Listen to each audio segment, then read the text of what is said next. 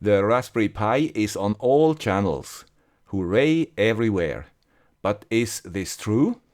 What is it suitable for, and is it worth buying one right now? Let's have a closer look. Buckle up, it will not be a nice ride. Grüezi YouTubers, here is the guy with a Swiss accent, with a new episode and fresh ideas around sensors and microcontrollers.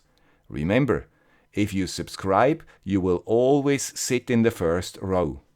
I assume you already watched one of those hooray videos, and I do not need to tell you that you need a different case because the new model has its Ethernet connector at a different place. I just give you a link in the description where you find STL files to print one yourself. I also do not need to do benchmarks because they are already done, and I leave you a link to this video too. So we can concentrate on the real stuff. Is it worth the money? And how much is vaporware? I bought the most expensive model with 4 GB of RAM. It was sold out in minutes and I was lucky to get one. I paid around $60 of my own money, so I can be honest. Let's start with the obvious. The RPI 4 has many new chips aboard and removes a lot of the bottlenecks of earlier models. But therefore, as we can expect, it also needs an updated Raspbian to drive these new chips.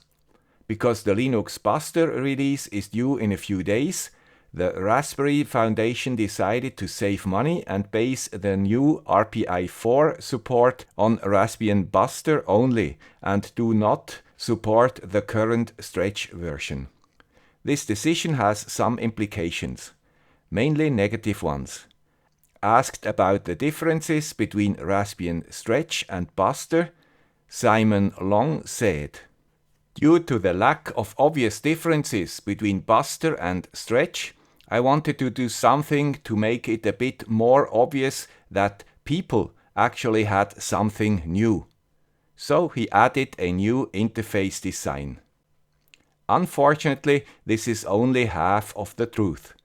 People, as we are called, discover very fast that Buster is quite different under the hood. As we will see, this has a lot of consequences. But let's be positive and look at the performance improvements.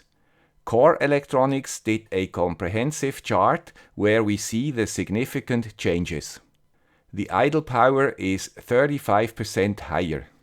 The overall power consumption also is up from the Raspberry Pi 3B+. If you use a proper USB power supply, you should be good. The USB-C cables should also be better than the old micro USB ones, because they have to carry more power also in other applications.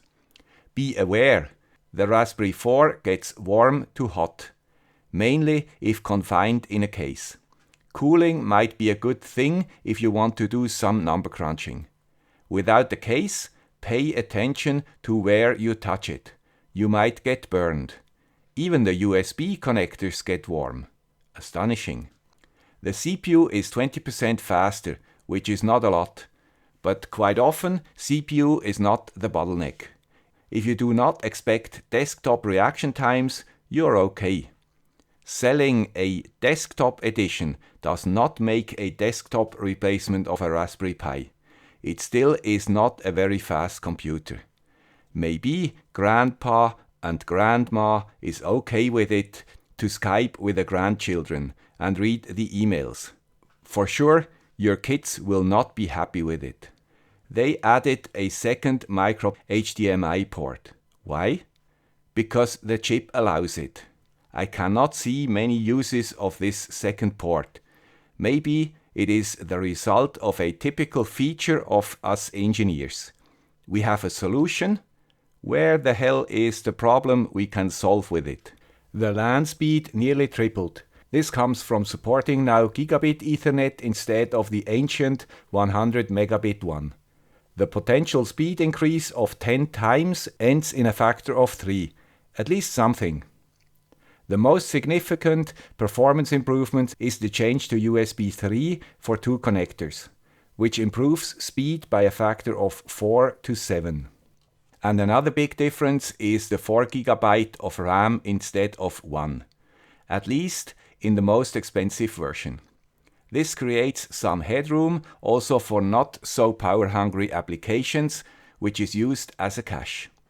The new hardware should accelerate video, and we should be able to play 4K videos. Not a very important application for makers. May be interesting for you if you want to use your Raspberry as a media center. The biggest disappointment for me is that we do not get a version with non-volatile memory. Most of the IoT applications do not need fast USB or faster LAN, but most of us would like to do away with the SD cards, which we abuse because they are not made for this many random write cycles. Now that we know where the improvements are, what are the typical areas we can profit? Let's walk through the different topics, starting with the faster CPUs. One CPU-intensive area is artificial intelligence. Here we should be able to profit from more CPU power and maybe also from more GPU power. I am no AI specialist, so I installed TensorFlow and tried an example. And really, the CPU usage quickly reaches 100% during the image analysis. So, AI applications should profit from a faster CPU. If we look at the maximum memory usage, we see that TensorFlow and AI in general is also quite memory hungry.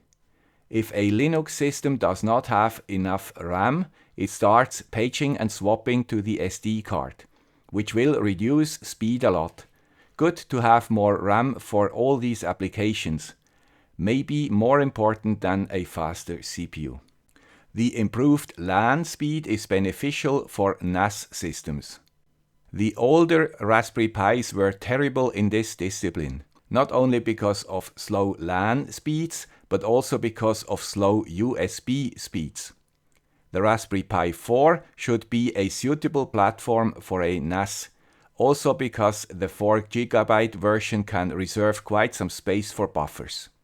Open Media Vault seems to be a good choice, so let's Google if it is compatible with Raspbian Buster.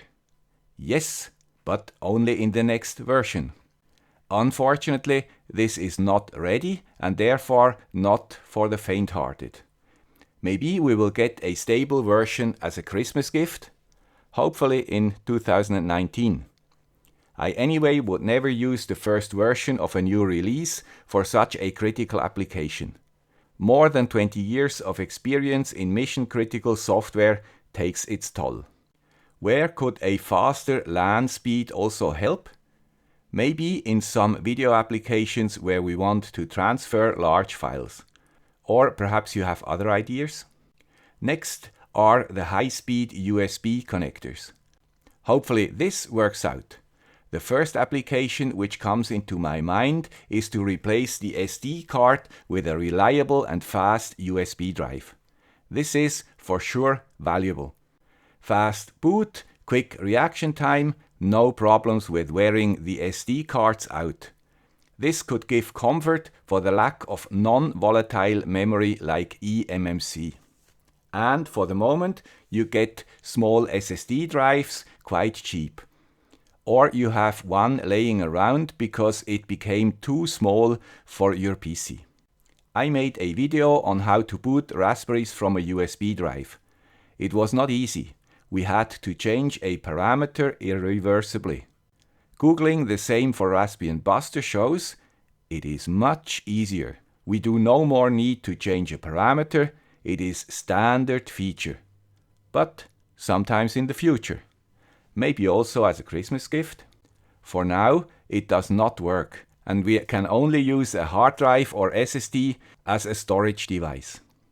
Not nothing, but not really what I expected. As a workaround, we could try to create a read-only SD card and move all changing files to the SSD. At least some relief.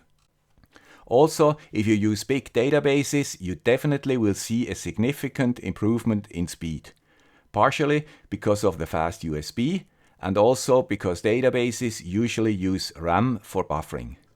Just that we do not forget, what about the media center crowd? No, playing 4K videos also does not work properly right now. And if you try to watch a 4K YouTube video, you automatically get 1080p HD resolution. And the maximum you can select is also 1080p, no 4K resolution.